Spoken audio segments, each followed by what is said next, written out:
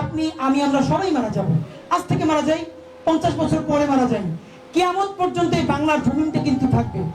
আপনি যদি আপনার সন্তান, আপনার তার সন্তান, পরবর্তী প্রজন্মকে এইরকম আধিপত্যবাদের মধ্যে জেলখানায় দেখতে না চান, তাহলে বরং আমরা চলেন সাহস করে মরে যাই। আমরা যদি মরে যাইতে পারি তাহলে আমাদের সন্তানেরা বেঁচে যাবে।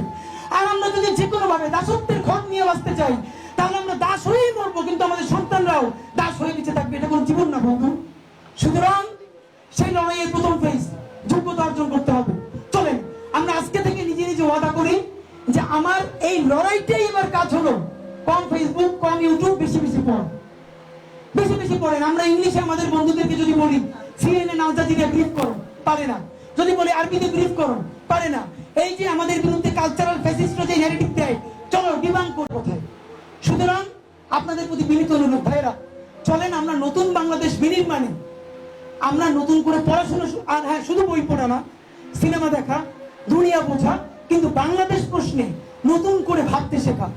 আপনারা যদি এই আলোচনা শুরু করেন তাহলে এমন কোন শক্তি নাই যে চিরতরে আমাদেরকে আবার দিল্লির পায়ের তলে ঠেলে দিতে পারবে ইনশাআল্লাহ।